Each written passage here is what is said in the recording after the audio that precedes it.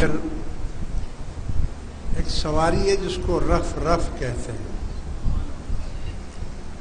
پھر آپ رف رف پر سوار ہوئے، اور بعض بزرگوں کا یہ کہنا ہے کہ وہ رف رف جو تھی وہ حضور غوث اعظم کی روح مبارک تھی، اس سے آگے پھر حضور غوث پاک کی روح تھی جو آپ کو لے کر اوپر گئے تھے۔ اسی لیے آپ تمام ولیوں کے سردار ہیں۔ اور آگے چلتے گئے، بشری تقاضا ہے کہ حضور فرماتے ہیں کہ جب میں بہت قریب، آگے پھر رف رف بھی ختم، پھر آگے جب میں آگے چلا تو مجھے تھوڑی سی وحشت ہوئی، خوف ہوا، تو میں نے حضرت بلال کے پاؤں کی آہٹ سنی وہاں، تو مجھے تسلی ہوئی، اور آگے بڑھا تو سیدنا ابو بکر صدیق رضی اللہ تعالی عنہ کی آواز مجھے آئی، جس سے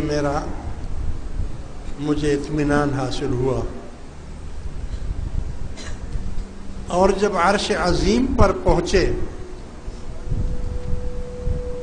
تو آپ اپنے نالین مبارک اتارنے لگے۔ اللہ تبارک و تعالی نے فرمایا کہ اے محبوب، آپ یہ نالین کیوں اتار رہے ہیں؟ فرمایا اللہ، میں نے سوچا کہ جب موسیٰ علیہ السلام طور پہاڑ پر آتے تھے اور آپ سے کلام کرتے تھے تو پہاڑ سے نیچے ہی اپنے نالین اتار دیتے تھے، میں تو خاص عرش عظیم تک آ گیا ہوں، مجھے بھی چاہیے نا کہ میں ادب کروں، عرش عظیم کا ادب کروں۔ دیکھو اسلام ہر جگہ ادب سکھاتا ہے۔ اللہ تبارک و تعالی نے فرمایا نہیں محبوب، موسیٰ کی بات اور تھی، آپ کی بات اور ہے، آپ نالین مبارک کے ساتھ ہی عرش پر آ جائیں۔ موسیٰ علیہ السلام کو ہم نے حکم دیا تھا کہ نالین نیچے اتارو،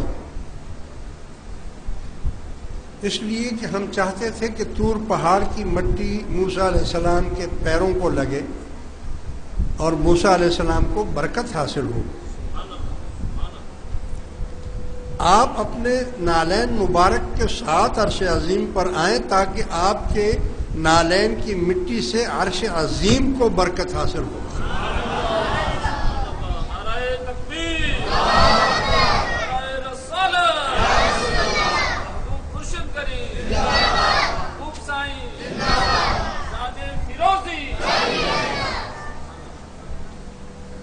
جبرائیل علیہ السلام جب حضور سے الگ ہونے لگے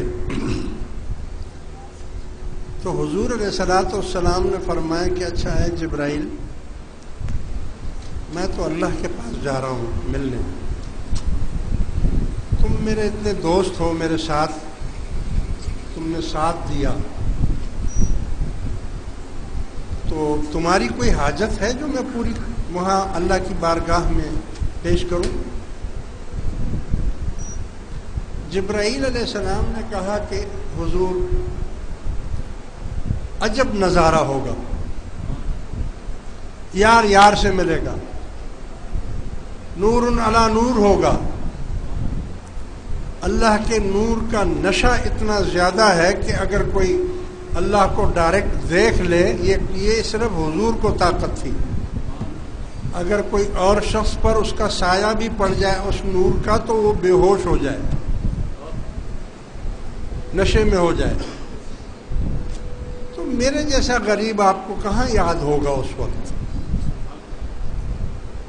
حضور نے فرمایا یہ کیسے ہو سکتا ہے جبرائیل، میں اپنی امت کو کیسے بھول سکتا ہوں وہاں؟ اور تم سے جو وعدہ کروں گا وہ کیسے بھولوں گا؟ میں نہیں بھولوں گا. میں تم بتاؤ کیا تمہاری خواہش ہے؟ دو عالم چاہتا ہے خدا کی رضا، خدا چاہتا ہے رضائے محمد. اب دیکھو، جبرائیل علیہ السلام نے یہ نہیں بولا کہ میرے لیے دعا کر دے کہ میں اور زیادہ میری ترقی ہو جائے، میرا درجہ مقام اور بڑھ جائے، مجھے کچھ اور مل جائے، میں بھی خدا کو دیکھ لوں. نہیں، کچھ نہیں کہا. فرمایا حضور میری ایک حاجت ہے، اگر وہ آپ کروا دیں. کیا حاجت ہے؟ فرمایا حضور میں یہ چاہتا ہوں کہ جب قیامت کا دن ہوگا تو پل صراط جو بال سے باریک ہے اور تلوار سے زیادہ تیز ہے، آپ کی امت کو اس کے اوپر سے گزر کر جانا ہوگا. نیچے جہنم ہوگا اور سامنے جنت ہوگی. جو اس بال کے باریک سے گر گیا نیچے تو وہ جہنم میں چلا جائے گا، اور جو پار ہو گیا وہ سیدھا جنت میں جائے گا.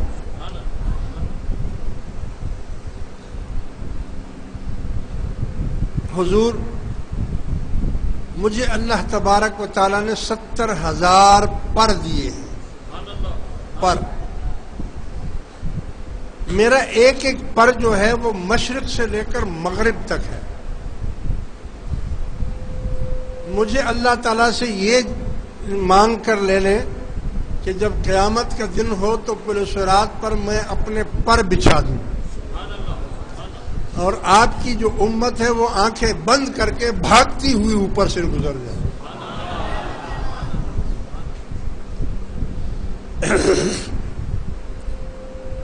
بھائی جبرائیل علیہ السلام کو حضور کی امت سے کیا واسطہ؟ سارے گر جائیں جہنم میں، اس کو کیا تکلیف؟ مگر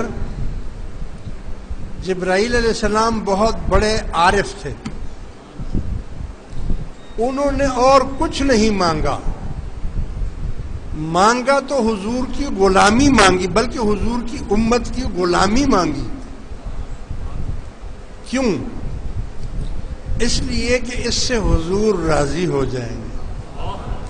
حضور اپنی امت سے بہت محبت کرتے ہیں اور اصل مقصد تو حضور کو راضی کرنا ہے. حضور راضی ہو گئے تو اللہ راضی ہی راضی ہے.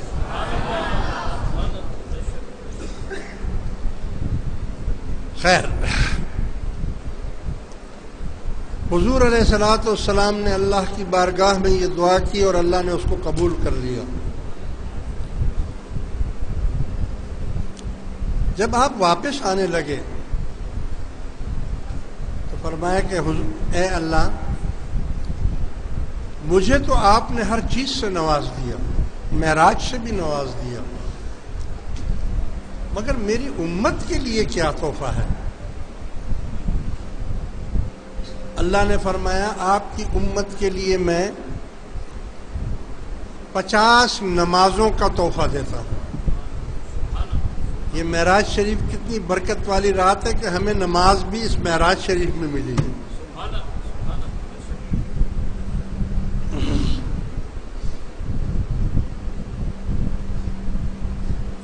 فرمایا کہ ٹھیک ہے. فرمایا کہ تو نے معراج کر لی، تیری امت کو بھی میں معراج دیتا ہوں. الصلاۃ معراج المومنین.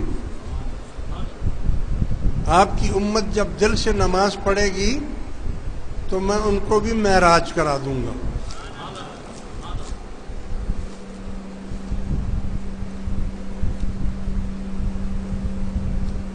کیا خیال ہے؟ اللہ کو کوئی دیکھ نہیں سکتا؟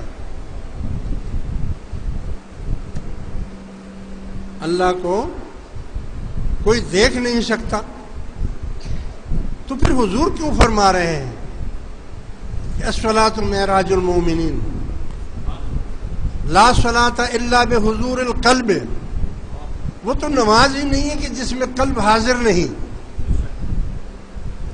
اس کا مطلب یہ ہے کہ سارے تو ایسے نہیں ہو سکتے، لیکن حضور کی امت میں ایسے لوگ بھی ہیں جو اللہ کو دیکھتے ہیں۔